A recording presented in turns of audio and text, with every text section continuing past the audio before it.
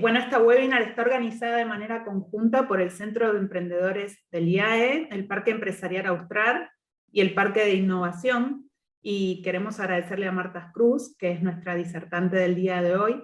Marta es co-founder y managing partner de XNextTP Ventures, fue presidenta de ARCAP, de la Asociación Argentina de Capital Emprendedor, y profesora de la UBA, de UDESA, de SEADE y de ADEM Business School.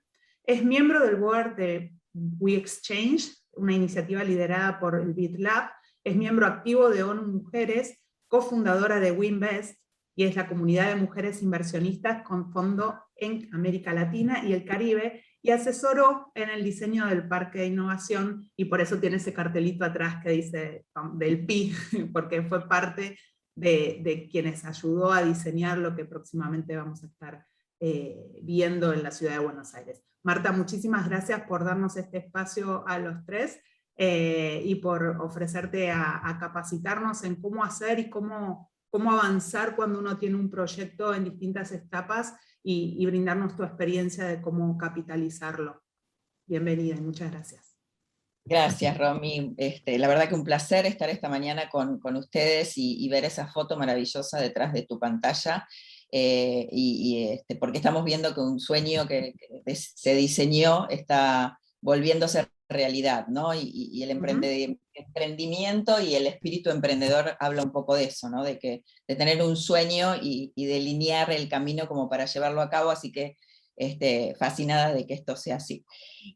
Bueno, básicamente nos pareció que una de las cosas que están ocurriendo en el contexto en este momento es que los grandes titulares de los diarios, los que miramos el diario de lo positivo, digo yo, vemos que están pasando muchas cosas en Latinoamérica, y particularmente en Argentina también están pasando muchas cosas positivas respecto al ecosistema de emprendimiento en cuanto a proyectos espectaculares que se van desarrollando, pero también a la capacidad de esos proyectos de levantar capital. Pero la realidad es que para algunas personas o grupos de emprendedores es bastante difícil entender cómo empezar con la hoja en blanco, ¿no? A decir voy a levantar capital. Algunos creen que es muy sencillo, otros lo ven como más complicado, otros creen que cualquiera puede levantar capital y que lo puedo levantar en cualquier momento. Yo voy a tratar de dar un poquito apenas de lo que compartir mi conocimiento con ustedes, porque yo también he hecho fundraising en el pasado para mis emprendimientos y también lo hago hoy, ¿no? Lo he hecho para los fondos de inversión que hemos fundado con mis socios, ¿no? Entonces, ustedes Antes van de a ver empezar, acá. Marta, solo quería mencionar que vamos a ver Sí. una presentación tuya y que vamos a dejar un espacio, si quieren ir poniendo en el chat, yo tomo las preguntas, y un espacio final de 15 minutos para responder todas las preguntas al final de tu presentación, ¿sí? Perfecto, perfecto. Dicho Y si esto, apago mis cámaras y ya damos comienzo. Gracias. Gracias. Entonces van a ver que esta presentación tiene partes en castellano y en inglés. Y la verdad que está hecha totalmente a propósito de esta manera. ¿Por qué? Porque en el mundo del levantamiento de capital, o en el mundo, digamos, de las startups que tienen posibilidades de levantar capital, son aquellas que tienden a ser globales o al menos regionales. Entonces siempre van a tener que tener esta posibilidad de poder hablar con personas que no tengan nuestro mismo lenguaje. Particularmente a mí me ha costado bastante este tema, por lo tanto trato de impulsar a todos a que realmente lo hagan y se esfuercen en hacerlo en forma bilingüe. ¿Por qué? Porque no necesariamente vamos a conseguir capital solamente en Latinoamérica o en Argentina, sino que vamos a tener que ir hacia otras latitudes. Entonces vamos a hablar de la oportunidad, lo que estaba diciendo al inicio, de emprendedores y startups, qué son, qué hacen, quiénes son, cómo levantar capital, cómo alcanzar esta meta, qué es lo que yo aprendí, y un bonus track de algunas cositas adicionales que me parecen importantes destacar. Entonces, si vamos a hablar de la oportunidad, consideremos que en toda Latinoamérica hay 600 millones de personas distribuidas en 20 países diferentes, y que en conjunto el GDP es de 5 o 7 trillones de dólares. Y además, sumado a esto, tenemos una gran cantidad de estas personas que están insatisfechas, que no pueden resolver un montón de problemas que existen en todos los países y que hay en común en varios de los países, y muchas empresas de todos los tamaños, desde microempresas hasta grandes empresas, que no pueden lograr la transformación digital necesaria para abastecer a este nuevo tipo de consumidor, a esta cantidad de población, en todos los sectores, desde alimentos hasta educación, pasando por lo que tiene que ver con tecnologías para el mercado financiero, y podría así, ahí nombrar infinidad de sectores. Y empiezan a aparecer noticias en donde decimos, wow, qué oportunidad. Antes de ayer, TechCrunch, que es una publicación de nuestro ecosistema que les sugiero seguir, tiene noticias y contenidos muy interesantes de nuestro mercado, vuelve a comprometer $3 billion en su fondo enfocado específicamente a compañías de Latinoamérica basadas en tecnología. El mismo tipo de inversiones que hacemos nosotros desde NXTP Venture. O sea, nos enfocamos en startup de base tecnológica para el mercado, nosotros en el B2B específicamente, pero bueno, también puede ser de base tecnológica B2C para otros fondos. Si bajamos desde esa noticia de SoftBank y vamos abriendo un poquito más, además acá esto es una plantilla que ha hecho una emprendedora e inversora peruana que vive en Europa y que investiga mucho acerca del mundo de las inversiones en Latinoamérica. Tenemos estos fondos que están los locales, ¿no? Como CASEC, que bueno, nació en Argentina, Monagis en Brasil, Dalus en México, el VP en México, nosotros que nacimos en Argentina, pero obviamente somos regionales, y así podría nombrar todos, más los otros extranjeros que están muy abocados a Latinoamérica, lo cual esto es sumamente importante y bueno, cuando siempre hablamos, tenemos que atraer capital a los países de Latinoamérica, y ya vemos que acá tenemos más de una docena de fondos que ya están viniendo a la región para invertir. Ahora, si vemos todo el mapa de inversores activos, de venture capital activos por países, fíjense lo que es la cantidad de fondos que hoy están interesados en invertir en compañías que estén solucionando problemas de Latinoamérica, para Latinoamérica y a través de la tecnología.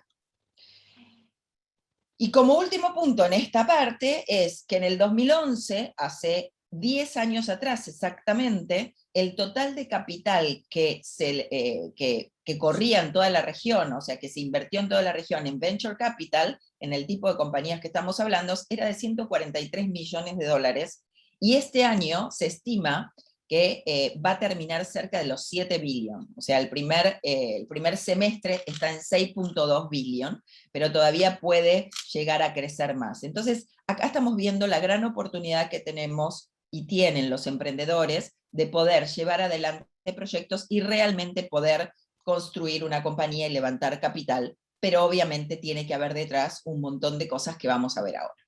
Entonces, para entender un poquito quiénes son los emprendedores y qué es una startup, ¿no? La realidad es que ustedes, los emprendedores, son los verdaderos héroes de toda esta historia. O sea, los inversores analizamos los sectores, vemos los equipos fundadores, analizamos si nosotros podemos ayudarlo, además de con el dinero, con todo nuestro conocimiento, pero los que llevan adelante el proyecto son los emprendedores.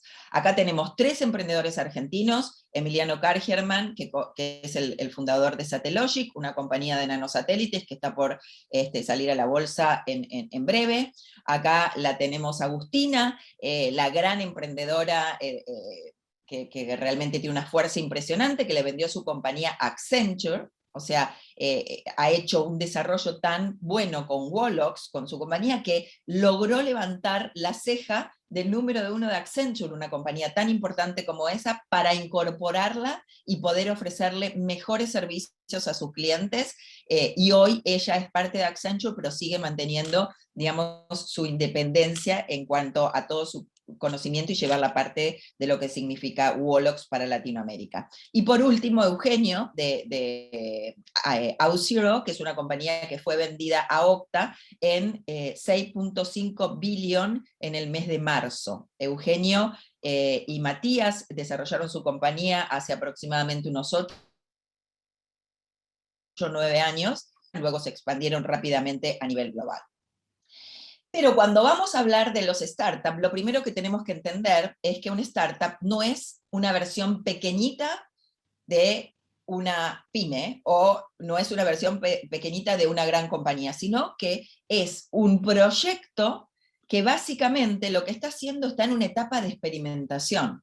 Está viendo realmente si lo que cree que es un problema y que se puede solucionar con la tecnología realmente existe, es y es aceptado, lo cual quiere decir que está buscando un modelo de negocio que sea sustentable y escalable a través de haber construido un mínimo producto viable, lo que habitualmente lo van a escuchar como el MVP, para luego lograr lo que se llama el Product Market Fit, es decir, que haya gente, compañías o el mercado al cual quiera llegar que estén interesados en usar ese producto y pagar por ese producto, porque necesitamos la sustentabilidad a largo plazo. Cuando hablamos de sustentabilidad y de impacto, a mí me gusta mencionar que nosotros, y cada vez más los inversionistas, miramos el triple impacto. No solamente es como antes que solo se buscaba el impacto económico, sino que realmente buscamos el impacto social, el impacto ambiental y el impacto económico. Y dentro de la parte social está todo lo que es inclusión, inclusión financiera, inclusión laboral, y que realmente es fascinante, y el mundo de las inversiones se torna mucho más interesante de lo que era en el pasado. Y por el otro lado, que tiene recursos limitados, ¿no? Entonces, si vamos a las diferentes etapas que tiene un emprendimiento y donde necesita diferentes cantidades de dinero para poder llevar adelante este proyecto y pasar ese valle de la muerte, nos encontramos que al principio tenemos una idea, ¿no? Un concepto, como decimos, un business plan, pero realmente hoy hablar del business plan es algo estático, no lo consideramos mayormente. En general, empezamos con esta idea que la empiezan a modelar, y a medida que van desarrollando el MVP, empiezan a necesitar dinero, y cada vez más dinero, porque están desarrollando el producto. Luego tienen que hacer, en paralelo, en general se hace la prueba del modelo del negocio, y entonces necesito medios para poner o fuerza de ventas o algún tipo de tecnología adicional para poder hacer ventas masivas o advertising o lo que sea, y ahí es donde posiblemente empiezo a tener algunos ingresos, empiezo a necesitar un poco menos de dinero, pero hay momentos en donde sí se necesita inversión. Ahora bien, la mala noticia es que en este Valle de la Muerte, el 90% de las compañías, o mejor dicho, de las startups, desaparece. ¿Por qué desaparece? Y porque no pudo encontrar el modelo de negocio, no pudo encontrar el product market fit, y tampoco puede encontrar un inversor que apueste por ese equipo fundador. Ahora, con nuestras nuevas metodologías de acompañamiento a los inversores, a los emprendedores por parte de los inversionistas, ese valle de la muerte tiende a ser mucho más liviano y empieza a bajar la tasa de mortalidad. Nosotros, a través de nuestro fondo, hemos bajado esa tasa de 9 de cada 10 emprendimientos en etapa temprana desaparecen a 5 de cada 10, con lo cual esto es importante considerarlo. ¿Por qué? Porque tenemos que pensar, y les doy una palabrita, en inversores de capital inteligente, no en inversores solamente financieros. Entonces acá tenemos este gráfico. Esto es un gráfico que rescaté de Startupeable, es una plataforma que les sugiero que ingresen y que vean todos los contenidos que tienen, porque son espectaculares para los emprendedores en todas las etapas, en donde muestra claramente dónde está, digamos, cada etapa y a quién deberíamos estar tocándole la puerta para levantar capital. Entonces tenemos la parte presemilla, que es cuando estoy en la etapa de ideación y desarrollo del mínimo producto viable, y así vamos subiendo a la etapa semilla, la preserie A, a la serie A, B, C y D, que son las series más importantes y que ahí indiscutiblemente tienen que intervenir fondos internacionales, porque no es suficiente el capital local, sobre todo aquí en Argentina, para que puedan apoyar en esas etapas. Entonces, la primera etapa, hasta la parte de pre-serie A, las aceleradoras, los inversores ángeles, los family and friends, son realmente muy relevantes, junto con los venture capital, que yo los llamo los micro VC, son muy importantes en esta etapa, y luego ya empieza en otras ligas, se empieza a jugar, y ya son fondos de venture capital mucho más desarrollados, que manejan muchísimo más dinero y que también hacen otros procesos, inclusive de money, en donde ahí ya se produce la venta de una parte o toda de la compañía, y en donde el emprendedor empieza a dejar posiblemente tener su mayoría y después ya salir al mercado público, ¿no? Pero cuando vamos y decimos, bueno, pero ¿qué miran, ¿no? Estos inversores en cada una de las etapas? Y básicamente lo que se mira, fíjense, el amarillo es el equipo, el verde es el producto y el celeste es el mercado. Qué curioso, ¿no? Pero en todas las etapas el equipo es relevante. O sea, que en una serie B el equipo siga teniendo la misma preponderancia que el producto y el mercado no es poca cosa. Pero verán que en la primera parte, es la ronda seed y pre-seed, el equipo es lo que más miramos. El producto y el mercado por ahí no está tan wow, pero vemos que es un equipo que con esa idea podemos acompañarlo a que la vaya modelando, posiblemente se puede hacer algún tipo de pivot y puede hacer un súper buen proyecto. Entonces, hasta acá lo que dijimos es, hay una gran oportunidad, hay fondos disponibles en Latinoamérica que están interesados en invertir en compañías que se estén desarrollando en nuestro país. Los emprendedores son ustedes las estrellas, los emprendimientos están en etapa de experimentación y búsqueda del modelo de negocio, y sabemos que en el momento de mayor estrés es en la primera parte del desarrollo, en donde necesitamos esos family friends o los micro VC o las aceleradoras para poder tener ese primer capital. Pero entonces pensemos, ahora vamos a ver cuándo levantar capital, ¿no? ¿Cuándo lo levantamos? ¿Cuando lo necesito o lo levanto también en momentos en que no necesariamente lo necesito porque tengo caja y el capital para lo que me serviría es para ser validado por un inversor sofisticado que además me puede ayudar a explotar a nivel global? Entonces acá vemos compañías que seguramente algunos de ustedes habrán visto en las noticias. Mural, que cerró una ronda de inversión de 118 millones para perfeccionar el producto y la usabilidad del producto. Ahí estos emprendedores empezaron hace 8 años también, emprendedores argentinos, salieron, inclusive creo que no sé si no pasaron por Naves, al igual que Tienda Nube, los emprendedores de Tienda Nube. Ellos tuvieron sucesivas rondas de inversión y necesariamente, al principio hubo como una necesidad por ahí más relevante, después fue mucho más para hacer crecer la compañía y explotarla a ser una compañía global.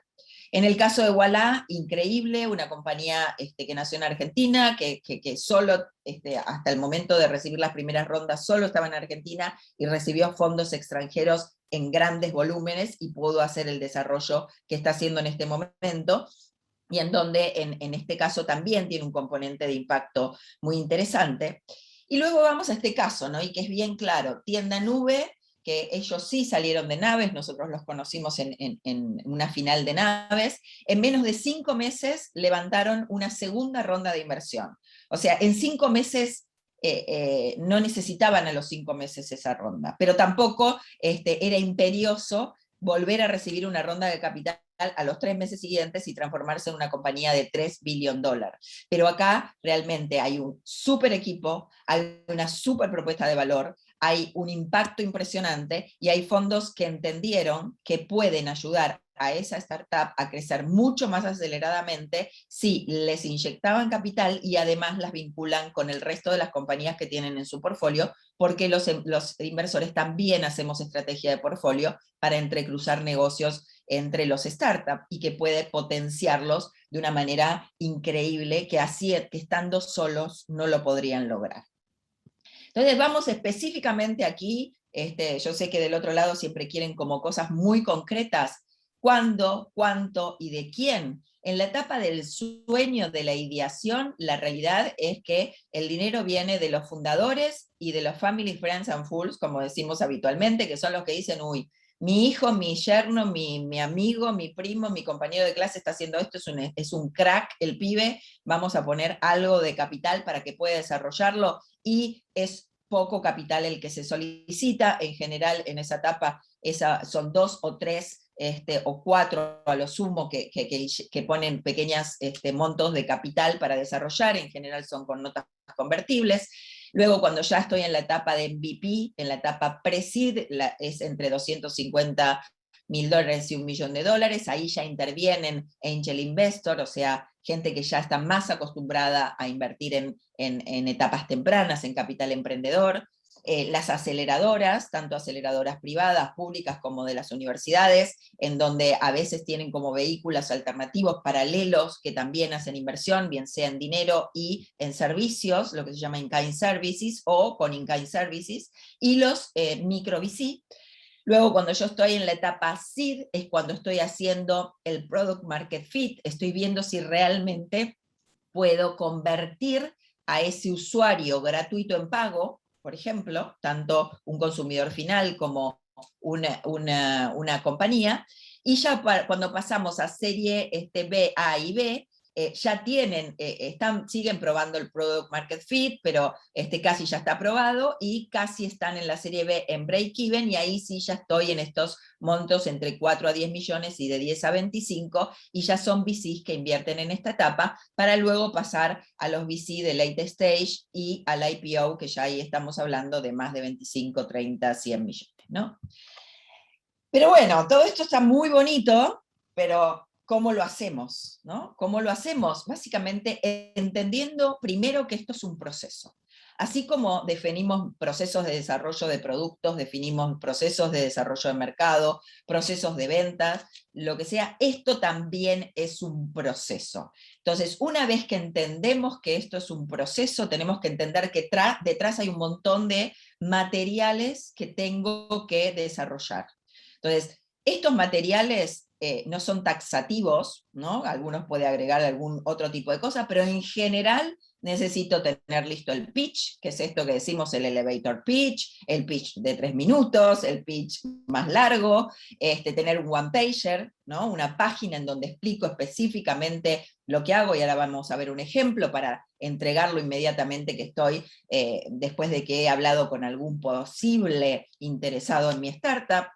Un deck teaser, esto es una presentación teaser, o sea, una presentación corta, resumida, otro deck mucho más desarrollado, y luego documentación que se va a poner en algo que se llama Data Room, que es como una gran carpeta que se comparte con las personas que nosotros queremos, en donde va toda la documentación relacionada a la compañía, a las condiciones de inversión y demás, una base de datos de inversores potenciales que esté soportada sobre un CRM, un email de presentación para introducirme con inversores. En general, tener un video de presentación de los socios es relevante porque rápidamente puedo mandar ese video, o en muchas aceleradoras en etapa temprana piden en el formulario muchas de todas estas cosas que les estoy pidiendo, y además piden un video de presentación de los partners, de los socios, y bueno, y toda la parte de documentos legales, que eso es algo que bien pesado, en general no nos gusta hacer, pero lo tenemos que hacer, y buscar los abogados adecuados para que nos ayuden en esta etapa. Entonces, para entender y repasar un poquito qué es un pitch, básicamente un pitch es esto. Un pitch es una técnica de presentación. Y el pitch lo hacemos a inversores, a proveedores, a clientes, a la prensa, a los candidatos a ser colaboradores de mi startup, a los gobiernos. Importa, es una técnica de presentar mi compañía de la manera más sencilla posible, y que la voy adaptando dependiendo quién es el que está del otro lado. Pero hoy nos vamos a abocar específicamente al tema de inversores. Entonces, ahora vamos a ver específicamente algunas cosas que tienen que ver con el pitch y el deck ante inversores. Pero antes de pasar a eso, quiero pasar al segundo punto, que era el one-pager, que muchos les cuesta y no les gusta hacerlo, pero es esencial. Y acá voy a poner un solo ejemplo, y hay muchísimos. Este es el one-pager de BU Security, una compañía de ciberseguridad que ha levantado rondas de capital muy parecido a los que les vengo diciendo. Una ronda de Family Friends de menos de $250.000, luego levantó una ronda de 4 o 5 millones de dólares, luego levantó una ronda de cerca de 20 millones de dólares, y ahora va por irá por los siguientes pasos. Y básicamente lo que hace aquí es contar qué es lo que hacen, cuál es la propuesta de valor. Fíjense que muy claramente, con un producto tan poco sexy como la ciberseguridad, dice que básicamente ellos quieren solucionar el tema del fraude, la prevención del fraude y la protección de la identidad con 4 líneas de productos que están en 22 países, que tienen 13 años de experiencia, que este es su crecimiento en términos de revenue total de valor de la compañía y cómo van creciendo, que tienen una ventaja competitiva que los hace bien diferentes al resto de sus competidores y que es muy difícil de poder desarrollarla en el corto plazo, que estaban buscando una ronda de capital, que hicieron una ronda de capital en el 2016, que hicieron su ronda de capital en el 2000, en años siguientes, y quiénes son los managers, quién es el equipo que está detrás de todo esto, quién es su advisory board, y luego un poquito de credenciales relacionadas con la prensa y las validaciones que da el MIT, por ejemplo, o por ejemplo el caso de Endeavor, el equipo emprendedor son emprendedores Endeavor, ¿no? Entonces, fíjense que, perdón, es muy sencillo, pero para llegar a esto hay que trabajar un montón, ¿ok? Porque tengo que sintetizar todo lo que quiero contar, y me parece que todo es importante, pero cuando sintetizo y llego a esto, realmente quiere decir que entiendo mi modelo de negocio, quiere decir que tengo la capacidad de transmitir este proyecto en el que se me va la vida y que puedo entusiasmar a otros. Ahora, cuando vamos al tema del deck, básicamente, cuáles son las cosas que no deben faltar, ¿no? Primero vamos a hablar del formato. No necesitamos diseños de un diseñador espectacular, necesitamos que sea simple y claro. Que tenga el logo de la compañía, por favor. A veces vienen y uno tiene que volver al principio para acordarse cuál era el nombre de la compañía, ¿no? O si estoy en una presentación, me distraigo bajo la cabeza para ver mi teléfono y perdí y ya no me acuerdo cuál era el nombre de la compañía. Entonces, en todos lados, chiquitito, ¿no? Ven acá, miren acá, qué chiquitito es Nextp Venture, ¿ok? Una agenda, un hilo conductor y obviamente datos de contacto, porque lo que más quiero es que me contacten de forma simple. En estos 16 puntos deberíamos tener prácticamente todo lo necesario para contar en un pitch completo. ¿Ok? O sea, el cover, digamos, la etapa, lo inicial, la agenda, el gancho, ¿no? ¿Qué es lo que estamos haciendo? Alguna historia de por qué estamos haciendo lo que estamos haciendo, que eso es muy bueno. Por ejemplo, hay gente que desarrolla productos financieros para la base de la pirámide o seguros de salud, por ejemplo, el caso de Betterfly, seguros de vida, porque su papá, el papá del fundador, falleció cuando él era muy chiquito y no tenía seguro de vida, y él quedó con sus hermanitos y su mamá con un problema. Bueno, entonces desarrolló algo para solucionar ese problema en toda la región.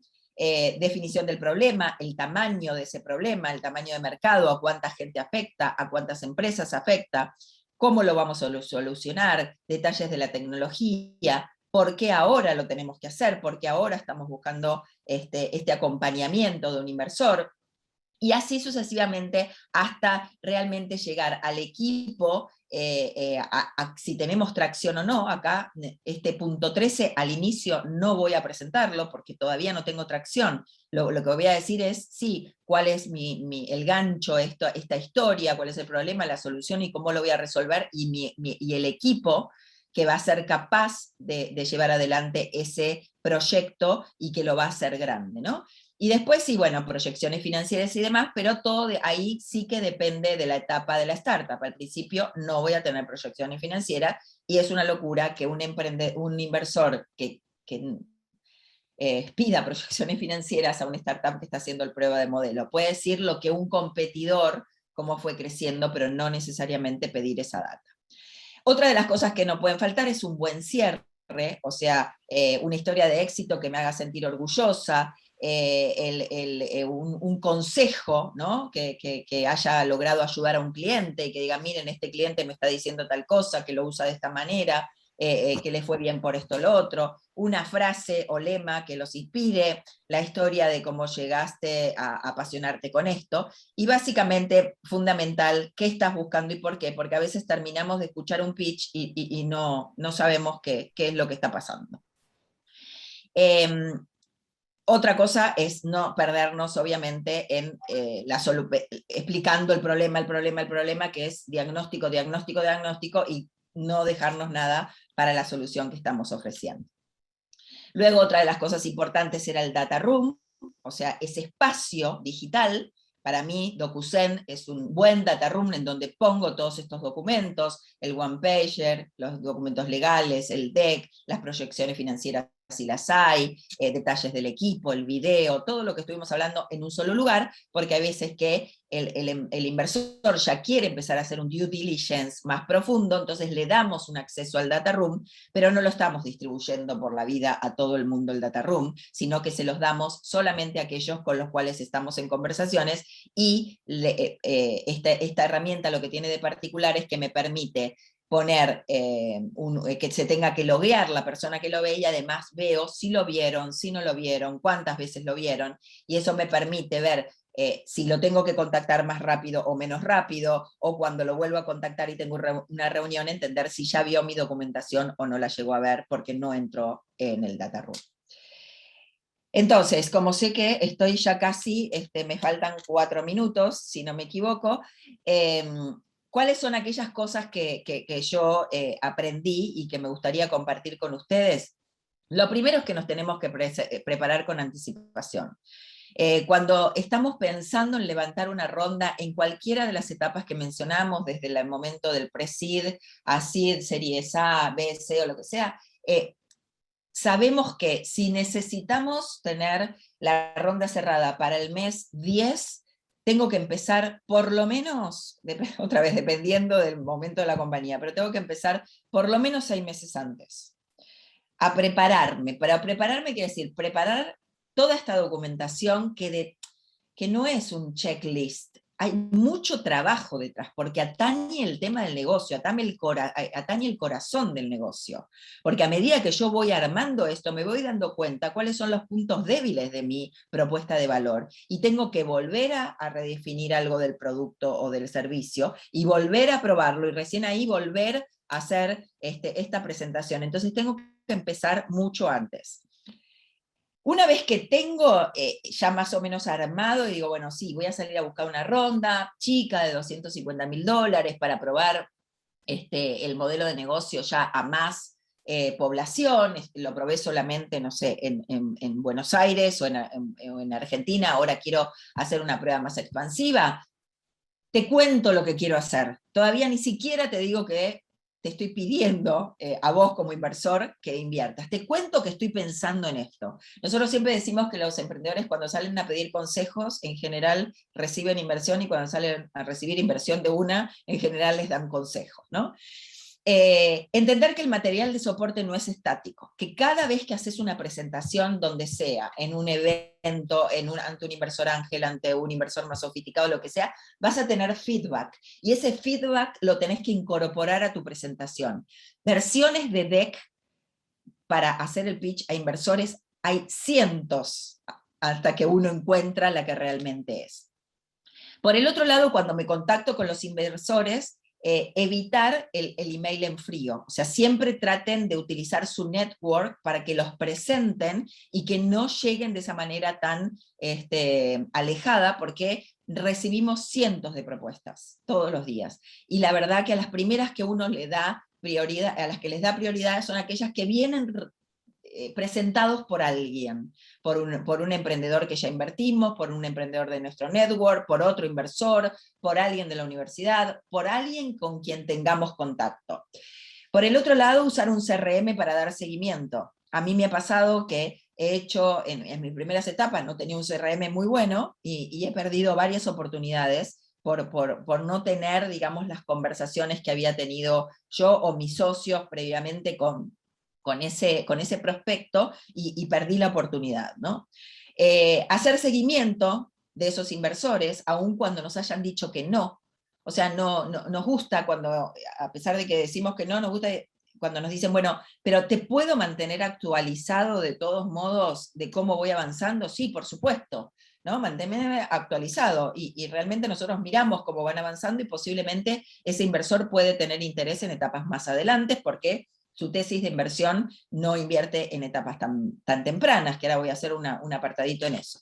Por el otro lado, ser honestos con los datos, o sea, no inventemos datos, seamos honestos tanto en la lectura del mercado como en nuestras posibilidades y en nuestro eje de desarrollo a lo largo del tiempo. Anticiparnos a las preguntas más frecuentes, o sea, a medida que voy presentando, veo que hay preguntas frecuentes, y cuando hay preguntas muy frecuentes es o porque no lo estoy explicando bien, o porque no lo estoy convenciendo, digamos, lo explico pero no convenzo, no me creen que yo puedo llevar adelante tal o cual cosa. Entonces veamos, ¿no?, cómo manejamos esas objeciones de alguna manera, que es lo mismo que hablamos en los procesos de venta.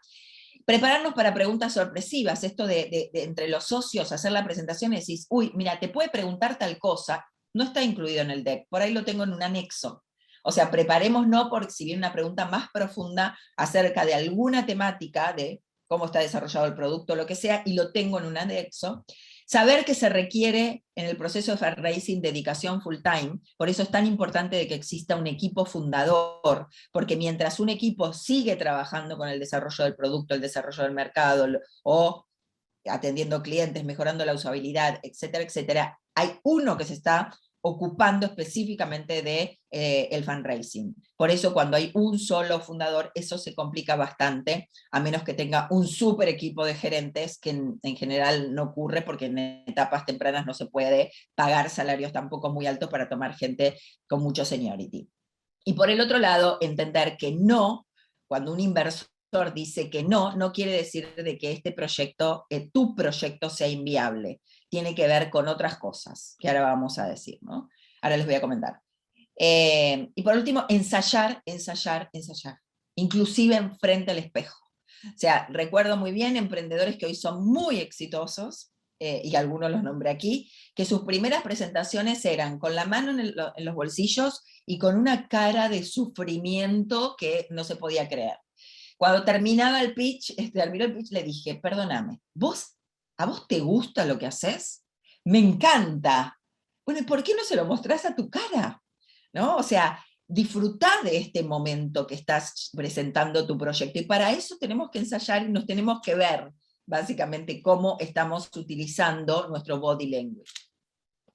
Y por último, para terminar, entendamos que hay diferentes tipos de inversores, muy distintos. Si vamos al tema específicamente ya de inversores al inicio, podemos encontrarnos con inversores financieros que creen que porque ponen 10, $100 en un emprendimiento, te preguntan cuánto vas a tener de rentabilidad o de tasa interna de retorno. No tengo idea, obviamente. Esto es una inversión de capital emprendedor. A mí no me gusta hablar de inversión de capital de riesgo. Por el otro lado, si estoy en etapas más avanzadas, tengan en cuenta que no todos los inversores van a ser para ustedes. ¿Por qué? Porque hay diferentes tipos de fondos con diferentes tesis de inversión, que buscan diferentes geografías. Algunos dicen todo Latinoamérica, otros dicen solo Brasil, otros dicen costa oeste de Latinoamérica, otros dicen Caribe y Centroamérica, otros dicen solo B2C, otros como nosotros decimos solo B2C, software as a service, logística, tecnología para la logística, fintech para las entidades financieras, no para el consumidor final, otros biotecnología, etcétera, etcétera. Entonces no perdamos tiempo en tocarle la puerta a las que no son el target. Esto es, como les decía, es un proceso. Así como buscamos el segmento de clientes, tenemos que buscar el segmento de inversores. Por el otro lado, entender que cuando tenemos un inversor, no es el que va a manejar nuestro negocio. El día a día lo manejamos nosotros. Ellos son nuestros mentores, ellos son nuestros coach, ellos son aquellos que tienen mucha experiencia en algún sector y nos pueden contribuir un montón en nuestro emprendimiento. Por el otro lado, manejen muy bien los números y los KPI. A veces decimos más o menos. No, si no lo sé, no digo más o menos. Es preferible decir, no ponerlo o no decirlo que decir más o menos. Hacer presentaciones honestas, cuando algo no va bien o cuando algo tengo una debilidad, decirlo, y por eso estoy buscando capital, porque necesito incorporar un nuevo CTO para desarrollar la plataforma mejor, y por eso estoy buscando capital. Tengo una debilidad, busco capital para solucionar esa debilidad. Además, formar equipos que tengan diversidad de género, tanto en de género y de especialidades, no tanto en el equipo fundador como en el equipo que trabaja en la startup, porque de todos ellos vamos a obtener una mirada diferente y va a enriquecer absolutamente todo lo que hagamos. Y por último, cuando definan el proyecto que quieren desarrollar o que están desarrollando, fíjense cuál es el propósito que persiguen, porque desarrollar proyectos sin propósito hoy y en el futuro no van a ser atractivos, ni para los que lo hacemos, ni para aquellos que invertimos en emprendimientos. Realmente lo que buscamos es invertir en aquellos emprendimientos que estén solucionando lo que necesita toda nuestra región, lo que necesitan todos los países para salir de los estadios en los que estamos, de pobreza, de falta de educación, de falta de salud, y una chorrera de cosas que le puedo contar, y esto se logra a través de pensar cuáles son los objetivos de desarrollo sustentable que yo toco con el proyecto que desarrollo, y buscar inversores que realmente aprecien este tipo de desarrollos. Así que muchas gracias. Marta, muchísimas gracias. Recién compartíamos con las chicas la claridad meridional que pusiste en esta presentación y cómo te agradezco que hayas compartido cosas tan concretas, ¿no? de esos puntos que no pueden faltar cuando uno presenta. Y también, bueno, la gente está agradeciendo y contentos con tu presentación, y hay muchas preguntas, así que sin perder más tiempo yo voy a empezar a comentarte algunas de las preguntas. ¿Sí? Para que vos vayas respondiendo. Bueno, la primera es de Esteban Neville, que dice: ¿qué pasa con organizaciones ambidiestras cuya idea de negocio nace dentro de una compañía establecida? Ok, entiendo que me está preguntando como un proyecto que lo hizo un intrapreneur, ¿no? O sea, creo que es eso. Sí. En realidad no lo saqué de mi presentación, siempre lo menciono, gracias por la pregunta. Es tan importante el emprendedor como el intrapreneur, o sea, aquellos que tienen esta autonomía y a los que les gusta más pedir perdón que permiso, ¿no? Y que se avalanchan y desarrollan cosas internamente. Yo soy un intrapreneur de naturaleza. Fui emprendedora al inicio, después estuve en compañías adentro y realmente siempre lo manejé como si fuese mi propia compañía y hice muy lindos proyectos. ¿Qué pasa? Puede pasar varias cosas. Puede pasar que la compañía apoye y que estén alineados los objetivos entre la compañía y ese intrapreneur o ese grupo o ese sector que está haciendo un emprendimiento dentro de la compañía, y que todo fluya fantásticamente, como lo ha hecho, por ejemplo, Banco Galicia con Naranja X, donde es exitosísimo realmente el desarrollo que ha hecho el que hoy es fundador de Pomelo, justamente, que hizo todo el desarrollo de Naranja X. El problema es cuando no están alineados los objetivos, ¿no? En donde la compañía está mirando el día a día, el tratar de, como digo yo, encajarle el producto o servicio que sabe hacer a un público que cambió. Entonces ahí empieza a haber como fricciones. En términos de levantamiento de capital, si no es un spin-off total de esa compañía madre, es imposible levantar capital. O sea, ningún inversor va a poner capital en un proyecto que está siendo desarrollado dentro de una compañía que básicamente todo el equipo está dentro de la estructura de la compañía, el P&L es el de la compañía, y en donde no tiene, digamos, un KPI que le diga, no, todo lo que desarrolle este pedacito es lo que a vos te toca, pero si este pedacito le da mucho revenue a la otra compañía, yo no lo absorbo como inversor. Entonces, la única manera de levantar capital de terceros, para un proyecto que nació dentro de una compañía es una compañía totalmente diferente, con un equipo totalmente diferente, y que la compañía madre no tenga una participación mayoritaria. Porque si sigue teniendo una participación mayoritaria, sigue teniendo el control. Muchas gracias. Vamos a otra pregunta. Dice: buen día, para el caso de que el emprendedor está solo, apoyado en equipos externos, ¿es posible conseguir inversión? Yo te diría que más que la de la Family Friends, no. O sea, un emprendedor solitario que es el hombre orquesta, y que tiene que hacer todo y que contrata todo lo demás, es muy difícil. O sea, si estamos, independientemente de cualquier plataforma, ¿no? Si es una compañía de tecnología y contrata todos los servicios a un software factory y él es el que sabe solamente, conoce muy bien la parte de negocios y está muy delgado. O sea, ¿no? Cada vez somos, o sea, los inversores cada vez aprendimos más, ¿no? Nosotros fuimos first time managers y siempre dijimos que el equipo era importante, pero hoy ya tenemos ideas claras de lo que es un equipo ganador, ¿no? Entonces, ahí es donde decimos, siempre tiene que haber al menos dos y dos que se complementen. Perfecto. Bueno, dice, ¿qué porcentaje de la inversión que se hizo en Latinoamérica corresponde a Argentina? No sé si tenés ese dato. Me encantaría recordarlo, la verdad que debería saberlo porque soy de ARCAP, pero en este momento, si te digo, tendría que buscarlo exactamente, pero a ver, ahí lo puedes responder, se puede responder de varias formas. Una es, se hizo para empresas de Argentina, es una respuesta, y otra es que se hizo con capital de fondos de Argentina, son dos respuestas diferentes. Entonces, si me dejan, eso te lo mando y se lo pueden pasar, les doy el link donde lo pueden ver, porque en este momento no quiero meter la pata, porque hace como 2 meses que no veo las estadísticas. Perfecto. Esta pregunta quizás fue antes de que lo presentaras, porque estaba en tu presentación, dice, ¿qué características se consideran importantes y fundamentales del equipo en las etapas SEED y pre-SEED? Entiendo que quedó respondida, no sé si querés agregar algo más. Sí, a ver, en la etapa SEED, otra vez, un equipo, aunque sea de 2 personas, que tengan experiencias pasadas, no que se conocieron hace 5 minutos. En general valoramos mucho que hayan tenido experiencias pasadas, o bien que hayan ido al colegio, al jardín, a cualquier etapa del estudio, al MBA, el equipo de fútbol, el intercambio, digamos, el travel, work and travel, lo que sea, ¿no? Pero que hayan tenido como una experiencia vivida. De dónde vienen, o sea, si hicieron emprendimientos antes, si no los hicieron, aunque les haya ido mal, igual nos gustan los emprendedores que les fue mal, porque sabemos que se aprende mucho de las fallas, ¿no? Del error. Por el otro lado, ¿de qué otras compañías? Hoy tenemos la gran ventaja de tener un montón de emprendedores que salen de otros startups, entonces ya vivieron la vida del startup.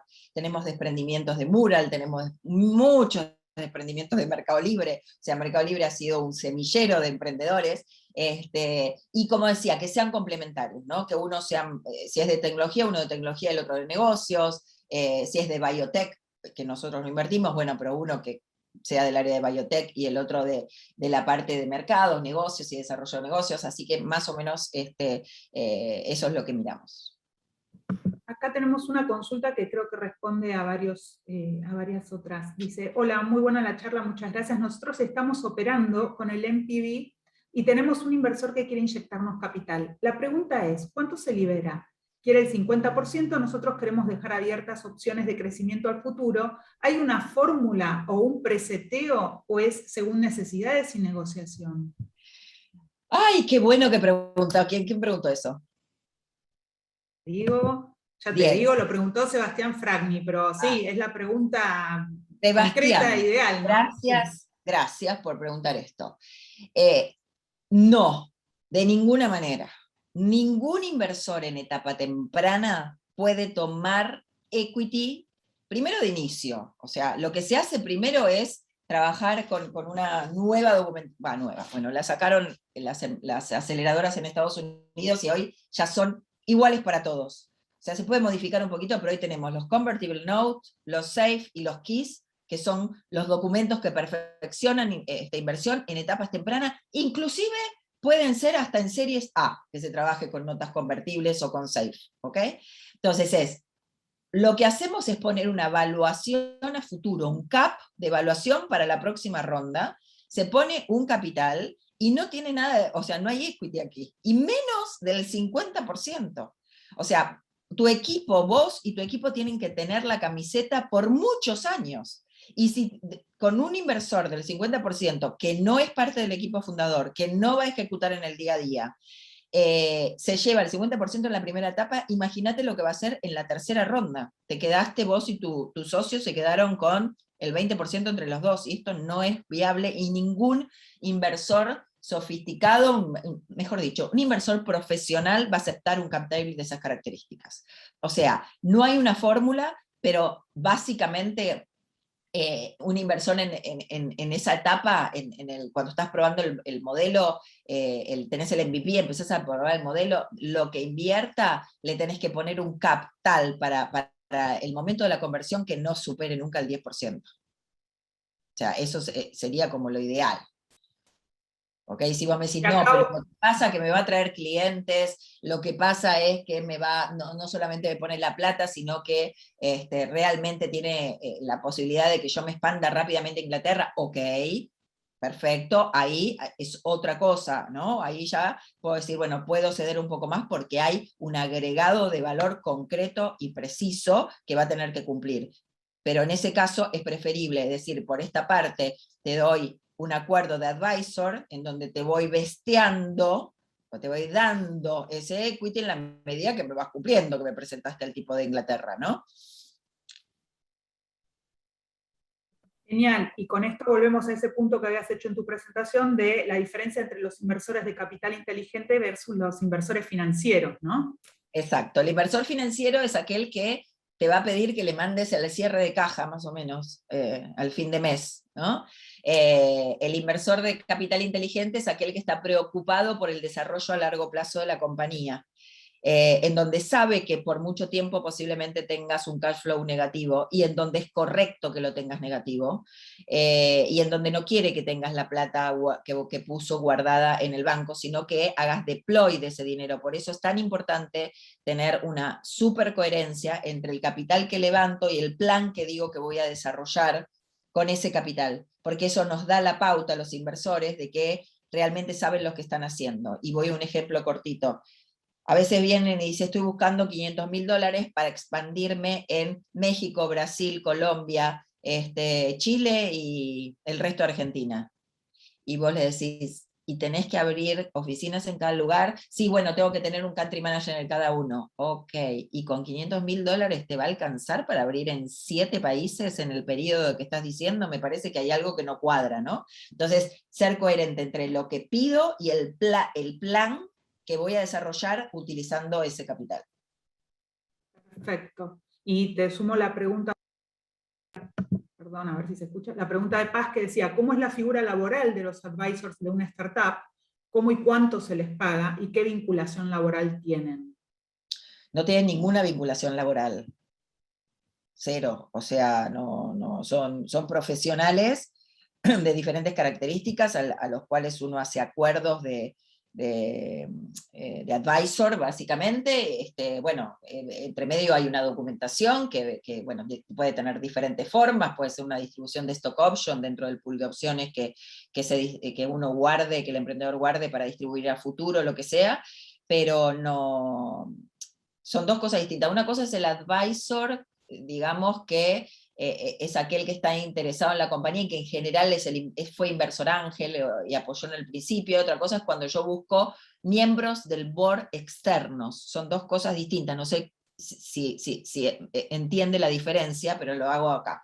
El advisor, les vuelvo a repetir, en general es alguien que puede aportar mucho valor desde el conocimiento, el network, las posibilidades de expansión de la compañía, y que habitualmente tiene ha puesto como inversor ángel algo de dinero. El board externo, el que no es el inversor, sino que buscamos una persona que tiene mucho valor estratégico para ser parte del board, que eso se hace en general en etapas más avanzadas de la compañía, ahí se arregla un honorario y es múltiple. O sea, puede ser desde puntos de la compañía hasta pagar honorarios por X cantidad de reuniones al año en las que participa. Volviendo al advisor, te vuelvo a repetir, en general lo que se acuerda es que se les va a dar hasta X cantidad, promedio 3%, y que va a ir besteando en la medida que se van cumpliendo objetivos. Puede ser por permanencia como advisor sumado a eso por ayudar en el fundraising, por ayudar en el business development o lo que se establezca, ¿no? Y ahí es cuando se va investiendo y va adquiriendo el equity. Bien, hay cada vez más preguntas y gente también que te felicita por la claridad de los conceptos que estás compartiendo y por la presentación tan puntual sobre lo que se está necesitando. Entre las muchas preguntas que veo, voy a seleccionar algunas. Las aceleradoras que invierten a partir de etapa pre-seed, aparte de solicitar tener el MVP, ¿puede ser que también soliciten que el proyecto ya esté conformado legalmente como empresa? Sí, puede ser que lo pidan. Sí, De que hecho, podría ser. nosotros cuando éramos aceleradora lo hacíamos, sí. Bien, después preguntan, ¿a dónde se puede recurrir para captar fondos cuando la startup no es tecnológica?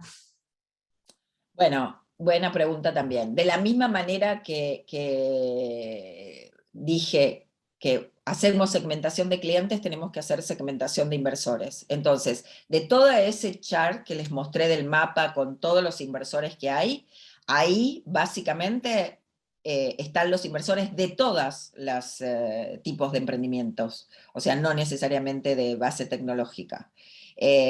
Entonces, ahí podés hacer link y buscar cada uno, pero si pones en el buscador fondos de inversión en el sector te van a aparecer una chorrera de información, y ahí los investigás y ves en qué invierte, cuánto capital tiene, en qué geografía, cuál es su portafolio, en qué otras compañías invirtió en una compañía que es competidora mía, invirtió en una compañía que es complementaria, y lo vas analizando, lo vas tratando de conocer. Te buscas si hay un podcast en donde lo escuchás, a ver qué dice, qué habla, qué es lo que mira, qué es lo que busca. O sea, en los podcasts en general uno dice muchas cosas que posiblemente en una reunión formal no las diría, y es una fuente de conocimiento de ese inversor que nos permite entenderlo y aprender de él y generar empatía, muchas veces repitiendo frases que dice ese inversor.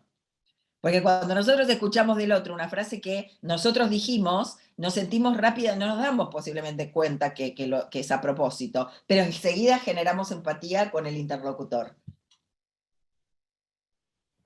Perfecto. Te leo una última pregunta porque ya estamos sobre el horario. Buen día, ¿qué opina de estos nuevos fondos como Myelin, bueno, no lo sé, para etapas tempranas, y del boom de fondos como SoftBank proponiendo invertir hasta $8.000 en nuestra región? ¿Podemos recurrir a ellos como inversores? Bueno, voy por la primera parte. La verdad que para mí el lanzamiento de Myelin ha sido, o sea, es algo diferente, ¿no? Primero cuando lo leí pensé que me decían Utopía, ¿no? Pero eso es otra cosa, eso es un SPAC, que básicamente es un fondo, se recaudan fondos, hace una IPO ese SPAC, y se recaudan fondos para después buscar a la compañía que va a ser el activo subyacente de ese fondo. Es al revés, ¿no? Los fondos de Venture Capital, primero tenemos los fondos, también, pero del mercado privado, y salimos a buscar inversiones. El SPAC tiene los fondos públicos y sale a buscar compañías. En general es una o dos compañías como mucho, y son compañías ya desarrolladas, porque ese fondo tiene, creo, si mal no recuerdo, $250 millones. Por el lado de SoftBank, sí lo podés contactar, pero siempre y cuando estés dentro de las etapas en las que invierte SoftBank. O sea, SoftBank no está invirtiendo en etapa early stage, está invirtiendo con el modelo de negocio un poco más probado. Entonces, es la misma contestación de antes: estudien los fondos, etapas, geografías, ticket promedio. O sea, hay muchos que te dicen, yo no invierto, mi ticket es entre $500.000 y 2 millones. Y vos decís, uy, no, pero yo estoy levantando 50, y bueno, ya no puedo ir, ¿no? Ya no es mi target. Y otros te dicen, yo no quiero liderar la ronda. Y vos decís, yo levanto 2 millones y ellos quieren poner 2 millones y no quieren liderar. Uy, bueno, tampoco, ¿no? Entonces, es toda una matemática que hay que ir haciendo en función a entender la tesis. Acá, para terminar, me tientan mucho las preguntas que hay. Eduardo Brown, que además de felicitarte, dice, ¿cuán importante es la cultura de la compañía y cómo hacen para evaluar cuán buena es esa cultura? Ay, Eduardo, qué bueno que estés aquí, qué compromiso que estés del otro lado escuchando. Muy buena tu pregunta, como siempre. es muy importante la cultura y realmente, a ver, cuando hablamos del equipo, ¿no? Cuando digo lo más importante del equipo tiene que ver con eso, cuando decimos de dónde vienen, qué hicieron juntos, eso nos transparentan valores, ¿no? Y esto nos define en lo que decía el emprendedor con propósito. El emprendedor con propósito es un emprendedor con valores, y a partir de los valores también se genera la cultura, ¿no? Es impresionante porque yo, que vengo acostumbrada de muchos años atrás, como verán por mis canas, vengo trabajando hace muchos años, y ver el contraste tremendo entre la cultura de un elefante como grandes corporaciones y de una startup, y ya no digo una startup pequeñito, sino una startup grande como puede ser, no sé, un Mural o Tienda Nube o Auxero, que tienen cientos, miles cientos de empleados, y repartidos por todo el globo, cómo siguen manteniendo esa cultura de startup, que tiene que ver con esto, con la frescura, tiene que ver con el liderazgo individual, pero compartido con los fundadores. Así que nosotros lo consideramos, y lo consideramos mucho, y te digo más, creo que es el primer filtro que nos hace decir muy rápido que no, ¿no? Además de que si no es nuestro sector, pero el primer filtro, luego de definir si está dentro del sector que invertimos, tiene que ver con eso, ¿no? Con esa cultura que transmiten esos emprendedores a partir de las sucesivas reuniones que vamos teniendo, y cómo vemos que realmente la pueden sustentar a lo largo del tiempo. Bueno, Marta, me encantaría poder seguir leyendo preguntas y quedarnos, pero ya estamos fuera del espacio que habíamos reservado. Te agradezco infinitamente este aporte. Les digo a todos que vamos a estar compartiendo todo el material. Muchísimas gracias. Creo que por delante tenemos que sí o sí trabajar en un panel para hablarle a los que quieren invertir en estos proyectos, ¿no? ¿Cómo hacer, cómo buscar los medios para tener este tipo de inversiones dentro de las opciones que uno siempre piensa, y que la verdad es que por este lado generalmente no suelen ir? Así que viendo toda esta movida, seguramente es un buen aspecto para analizar. Gracias nuevamente por este espacio, gracias por todo el apoyo que venís haciendo en este ámbito de emprendedores, y por todo este conocimiento que tan desinteresadamente nos compartís. A Así que te ustedes, agradezco. muchas gracias, y estoy muy feliz porque realmente hay muchas oportunidades desde nuestro país para toda la región, y me sigue encantando haber tenido la posibilidad de vivir en esta época. Qué bueno. Bueno, muchas gracias, y gracias a todos los que se sumaron. Bye, bye. Chao, Estamos chao. viendo. Hasta Luego, luego. chao.